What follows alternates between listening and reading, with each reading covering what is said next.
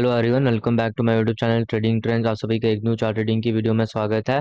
चलिए शुरू करते हैं। बैंक निफ्टी अगर आप देखो तो कल की क्लोजिंग से अगर आप देखो तो लगभग आज बैंक निफ्टी ने 1000+ पॉइंट की मूवमेंट की है। काफी बड़ी मूवमेंट किया है और काफी क्विक मूवमेंट किया। और इसके साथ साथ सबसे बेस्ट चीज कह रही है कि मार्केट ने अपना ये पूरा दिन का जो ट्रेंड है इसका कहीं भी ऐसा नहीं हुआ कि जो प्रीवियस स्विंग था वो ब्रेक हुआ। अगर आप देखो तो मार्केट कंटिन्यूसली जो भी स्विंग बना रहा था उसको ब्रेक नहीं कर रहा था। लास्ट तक इसने कोई स्विंग प्रीवियस ब्रेक नहीं किया। अब देखो, ये मूवमेंट आने से पहले ना आपको कहीं न कहीं साइंस मिलने शुरू हो जाते हैं। ये चीज़ ध्यान से समझना। देखो, ये इंपॉर्टेंट चीज़ है। क्या होता है कि काफ़ी ज़्यादा लोगों ने आज ट्रेड नहीं लिया होगा और काफ़ी ज़्यादा लोगों ने क्या किया होगा, ट्रेड लिया होगा बट कहीं न कहीं एग्ज़िट कर दिया होगा क्योंकि आपको बिलीव नहीं है, आपको चार्ट की समझ नहीं है, आप चार्ट को कंटिन्यूअसली देखा ही नहीं है आपने। मैं हमेशा बोलता हूँ जब तक आपने 6-7 महीने चार्ट पे प्रैक्टिस नहीं किया, आपका टेक्निकल एनालिसिस आपका चार्ट पे इतनी पकड़ नहीं आने वाली। तो ये चीज़ आपको समझनी पड़ेगी, इस पे आपको एक्शन लेना पड़ेगा।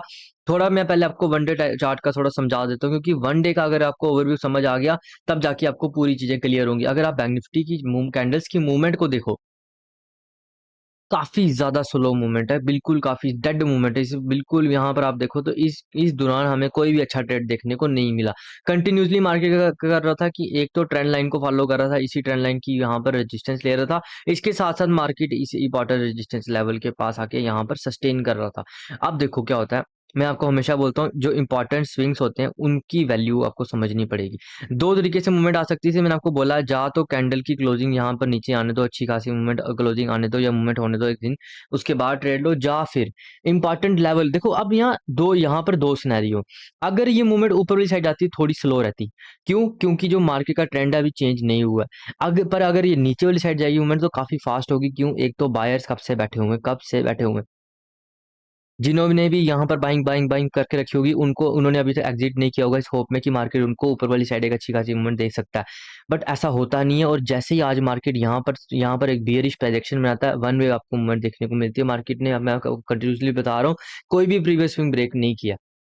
अब चलेंगे 5 मिनट टाइम फ्रेम में, थोड़ा-सा आपको मैं वहाँ एक्सप्लेन करता हूँ कि मार्केट ने किस तरीके की मूवमेंट किया।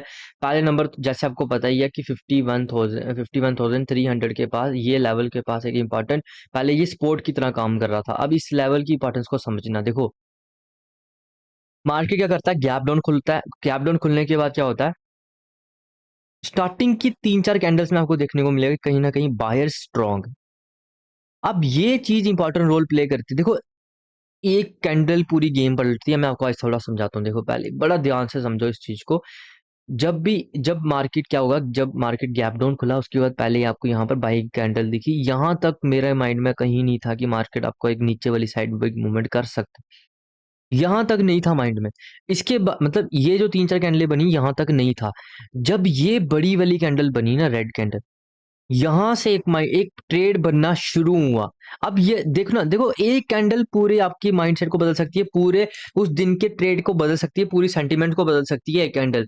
होता क्या है, जो बायर जो सोचते हैं कि मार्केट गैप डाउन भी खुल गया, कोई दिक्कत नहीं है, हम मार्केट को वापस ऊपर लेके उसी लेवल के पास ले आएंगे जहां पर मार्केट ने कल क्लोजिंग की थी।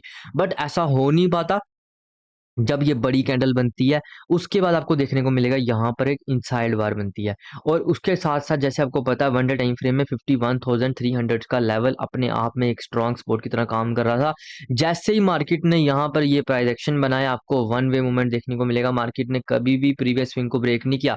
हालांकि मैं इसको दो तरीके से देखता हूँ, आप इसमें दो तरीके से ट्रेड कर सकते हो। पहले नंबर क्या कर सकते हो, आप जहां पर एंट्री लेने, इसकी एंट्री यहाँ बननी थी, उसका एसएल इतना ही रहने वाला है। देखो, अब ये एसएल क्यों है इसको भी थोड़ा समझो। इस कैंडल की जो वीक है ना, यहाँ पर जो बायर है इन्होंने कोशिश की थी इसको ऊपर लेने की, और ये वाली जो कैंडल है 925 की, यहाँ पर बाइंग, अच्छी खासी बाइंग हुई थी। बायर सस्टेन नहीं कर पाए मूवमेंट को, अलग बात है। बट ये वो लेवल है यहाँ पर बायर फिर से एक्टिवेट हो सकते हैं अगर मार्केट कहीं ना कहीं वापिस ऊपर वाली साइड जाता। तो इसी का एसएल लगा के चलेंगे। अब इतना बड़ा एसएल लगाने की कोई दिक्कत नहीं, कोई जरूरत नहीं है, क्योंकि ये बड़ा एसएल अगर इतना लगाओगे वो कहीं ना कहीं आपको दिक्कत करेगा। तो आप यहाँ का एसएल लगा के भी बैठ सकते थे। देखो क्या हो जाएगा, मैक्सिमम एसएल हिट हो जाएगा बट टारगेट्स आपको बड़े बड़े मिलेंगे। अब आप देखो, मैं इसको दो तरीके से प्ले करता हूँ। जब भी मूवमेंट एक बड़ी हो जाती है मैं यहाँ एग्जिट कर देता हूँ, क्योंकि मेरे को कहीं ना कहीं लगता है कि मार्केट एक जोन के बीच अगर ट्रेड कर रहा है तो वहां पर प्रीमियम डिक होता है। वहां पर दो तरीके से आप ट्रेड कर सकते हो, या तो आप स्ट्राइक प्राइस अपनी पास ले आओ, क्योंकि वो फिर आउट द मनी हो जाएगी, तो पहले नंबर आपको स्ट्राइक प्राइस पास लानी पड़ेगी। या तो फिर आप यहाँ एग्जिट करने के बाद वापिस अगर आपको री एंट्री का मौका मिलता है तो आप वापिस यहाँ पर री एंट्री कर सकते हो। देखो बैंक निफ्टी ने कंटिन्यूसली आज दो बैक टू बैक बहुत ही बेहतरीन ट्रेड्स बनाए। एक तो यहाँ पर बनाया, उसके बाद आप देखो तो मार्केट ने एक पूरा प्राइजेक्शन बनाया। यहाँ पर बायर्स ने कोशिश की इसको ऊपर लेने की, बट बायर्स को सेलर्स ने डोमिनेट कर दिया और कहीं ना कहीं उसको सस्टेन नहीं करने दिया, वापस नीचे ले आए। वापस यहाँ रेंज बनाई, ब्रेक डाउन किया, उसके बाद मार्केट ने थोड़ा सा यहाँ पर थोड़ी सी यहाँ पर वापस रेंज बनाई, और उसके बाद देखो आप नीचे वाली साइड आपको फिर से एक बड़ी मूवमेंट देखने को मिलती है, और अच्छी खासी मूवमेंट है, छोटी मूवमेंट नहीं है। तो एक चीज समझो, जैसे मैंने आपको वन डे टाइम फ्रेम में बताया, काफी दिन से मार्केट स्लो चल रहा था, आज सारी उसने कसर पूरी कर दी। अगर आप देखो अगर मतलब उन सारी कैंडल्स को देखो और इस कैंडल को देखोगे, तो आपको देखने को मिलेगा कि काफी बड़ी कैंडल बनी है एज कम्पेयर टू जो प्रीवियस हमें देखने को मिल रहा था कि मार्केट में जरा भी मूवमेंट नहीं है। तो मार्केट आपको रिवार्ड करेगा भाई, मार्केट में आपको पेशेंटली बैठना पड़ेगा, मार्केट रिवार्ड करेगा। मार्केट में अगर आप उसको उस जैसा वो चाहता है, अगर आप वैसा चल रहे हो, वैसे रूल्स आपके हैं, वैसा डिसिप्लिन है, तो मार्केट आपको बड़ा पैसा देगा। और जिस दिन बड़ा पैसा देगा उस दिन आपने क्वांटिटी भी थोड़ी ज्यादा रखनी है। मैं आपको हमेशा बोलता हूँ कि जब आपको मार्केट पैसा दे रहा है वहां क्वांटिटी थोड़ी बड़ी होनी चाहिए, एज कम्पेयर टू जब मार्केट में कहीं ना कहीं नॉन डायरेक्शनल मूव चल रही है। कल एक बहुत बेहतरीन वीडियो आने वाली है ट्रेडिंग साइकोलॉजी के ऊपर, और मैं आपको एक चीज बता दूं, देखो आप टेक्निकल जितना मर्जी समझ लो, हालांकि एक चीज पहले थोड़ा एक पॉइंट क्लियर कर दूं कि आपको टेक्निकल पहले सीखना पड़ेगा, 6-7 महीने आपको प्रैक्टिस करनी पड़ेगी। बट अगर आपने ये प्रैक्टिस कर ली है तो फिर आपको ट्रेडिंग साइकोलॉजी की तरफ जाना ही पड़ेगा, स्टार्टिंग में जाने की कोई जरूरत नहीं है। वो एक अलग ऐसे सिनेरियो, वहां आपको फिर ट्रैप ही हो जाओगे, क्योंकि साइकोलॉजी का पढ़ोगे तो कुछ समझ नहीं आएगा। पहले अपना एक सेटअप फाइंड आउट करो, पर प्राइस एक्शन को ही फॉलो करना याद रखना, इंडिकेटर्स वाली साइड मत घुसना। और कहीं ना कहीं एक बार अगर आपने 6-7 महीने टेक्निकल पे काम कर लिया, उसके बाद अगर आपने साइकोलॉजी में शिफ्ट किया, तब जाके ही आप कंसिस्टेंट इनकम जनरेट कर पाओगे। नहीं तो आप 10 दिन पैसा बनाओगे, एक दिन में सारा डुबा दोगे।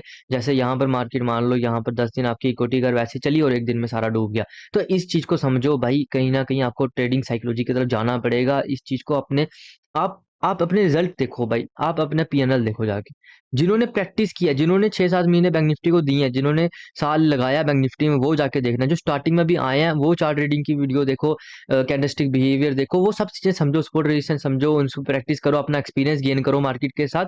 किसी को कोई दिक्कत आती है कमेंट सेक्शन में कमेंट कर सकता है। Thanks for watching this video, have a nice day.